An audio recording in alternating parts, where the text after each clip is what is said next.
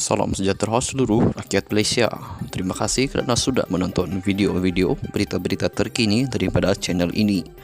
Sebelum kita mulakan berita seterusnya, jangan lupa tekan butang like, komen, share dan subscribe. Setiap komen anda amatlah dihargai. Berita yang hangat pada hari ini. Salam sejahtera kepada seluruh rakyat Malaysia. Berita hari ini dipetik daripada sinarharian.com bertajuk Projek LCS Rafizi dakwa RM890 juta ringgit dana diseleweng. Berita penuh timbalan Presiden Parti Keadilan Rakyat PKR Rafizi Ramli mendakwa sekurang-kurangnya sebanyak RM890 juta ringgit dana telah diselewengkan daripada pengendalian projek kapal tempur pesisir pantai LCS yang bermula pada 2011 itu. Katanya penyelewengan itu antaranya membabitkan tindakan penipuan melalui wang yang dipindahkan kepada pihak yang bertujuan menipu kontrak dan duplikasi kontrak dengan tuntutan berganda. Jumlah penyelewengan dana itu menurut beliau telah dikenal pasti melalui siasatan dalaman dijalankan terhadap projek tersebut yang setakat tahun ini telah menelan belanja RM9 bilion ringgit meskipun tidak ada satu kapal perang berjaya disiapkan.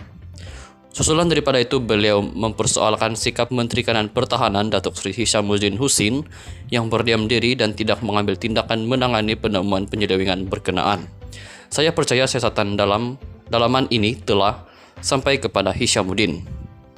Sebagai menteri yang menandatangani kontrak dalam tahun 2014, beliau juga Menteri Pertahanan yang menandatangani perjanjian tambahan pada 31 Mei 2022 untuk menghidupkan kembali projek ini.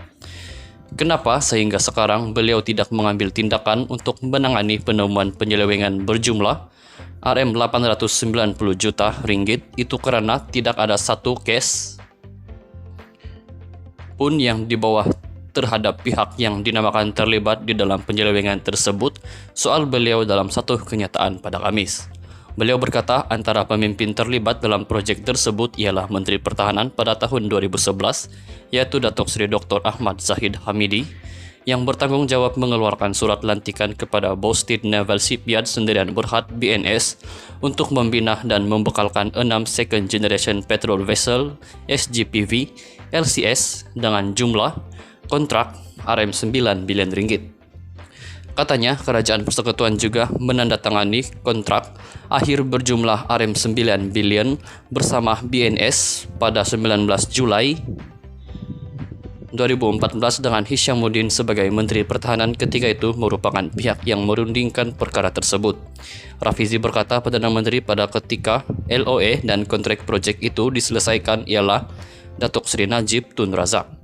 Bekas ahli Parlimen Pandan itu berkata beliau akan terus mendedahkan maklumat terperinci berkenaan penyelewengan itu satu per satu sehingga ketiga-tiga pemimpin terbabit tampil memberikan penjelasan. Skandal kapal perang terbengkalai ini berlaku di bawah pengawasan dan pengurusan mereka. Wajiblah mereka tampil menjelaskan kepada rakyat jelasnya. Pada masa sama, Rafizi berkata penyelewengan LCS itu dilihat lebih kritikal berbanding skandal lain pernah berlaku karena memberikan kesan yang pelbagai dimensi, termasuk antaranya membabitkan kebajikan prajurit dan sistem pertahanan negara. Projek LCS bernilai RM9.128 bilion ringgit dianugerahkan kepada BNS oleh kerajaan melalui Kementerian Pertahanan pada tahun 2011 dan sejumlah RM6 bilion ringgit sudah dibayar bagi tujuan pembinaan ke-66 kapal berkenaan secara serentak. Bagaimanapun hingga kini tiada satu pun LCS yang disiapkan dan diserah kepada Tentera Laut Diraja Malaysia TLDM. Walaupun perjanjian kontrak pada Januari 2014 menggariskan bahawa LCS-1 yaitu 2 buah kapal pertama sepatutnya diserahkan kepada kerajaan pada April 2019. Sekian saja berita untuk hari ini. Kita jumpa lagi di video yang seterusnya. Stay safe, stay healthy, bye-bye. Salam sejahtera kepada seluruh rakyat Malaysia. Berita hari ini dipetik daripada sinarharian.com bertajuk Projek LCS Rafizi dakwa RM890 juta ringgit dana diseleweng.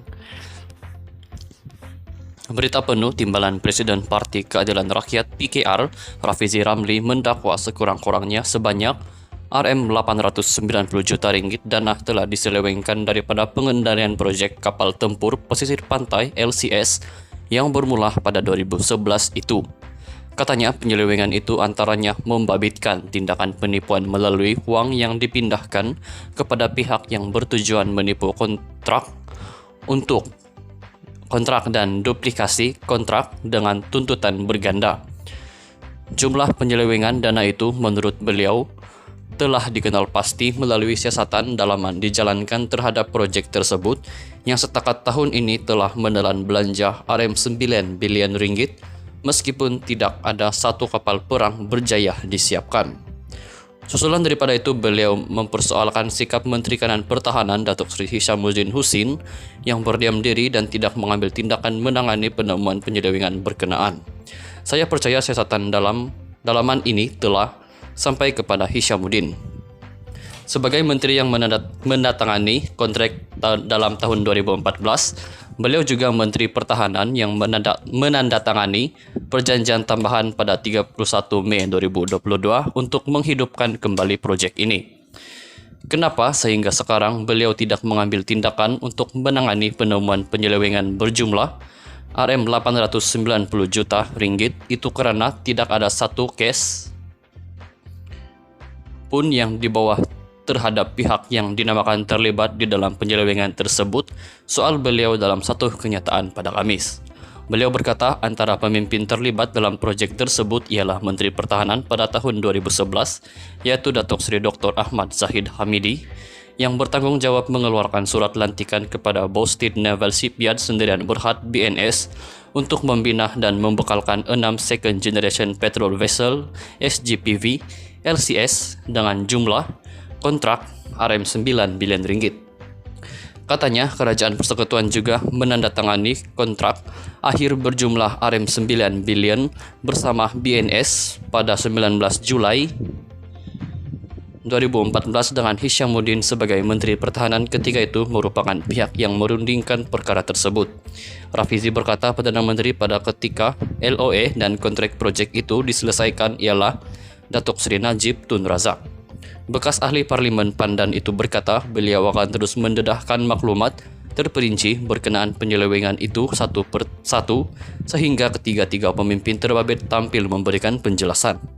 Skandal kapal perang terbengkalai ini berlaku di bawah pengawasan dan pengurusan mereka. Wajiblah mereka tampil menjelaskan kepada rakyat jelasnya. Pada masa sama, Rafizi berkata penyelewengan LCS itu dilihat lebih kritikal berbanding skandal lain pernah berlaku karena memberikan kesan yang pelbagai dimensi, termasuk antaranya membabitkan kebajikan prajurit dan sistem pertahanan negara. Proyek LCS bernilai Rp9.128 bilion dianugerahkan kepada BNS oleh kerajaan melalui Kementerian Pertahanan pada tahun 2011 dan sejumlah Rp6 bilion sudah dibayar bagi tujuan pembinaan ke-66 kapal berkenaan secara serentak. Bagaimanapun hingga kini tiada satu pun LCS yang disiapkan dan diserah kepada Tentera Laut Diraja Malaysia TLDM. Walaupun perjanjian kontrak pada Januari 2014 menggariskan bahawa LCS-1 yaitu 2 buah kapal pertama sepatutnya diserahkan kepada kerajaan pada April 2019. Sekian saja berita untuk hari ini. Kita jumpa lagi di video yang seterusnya. Stay safe, stay healthy, bye-bye.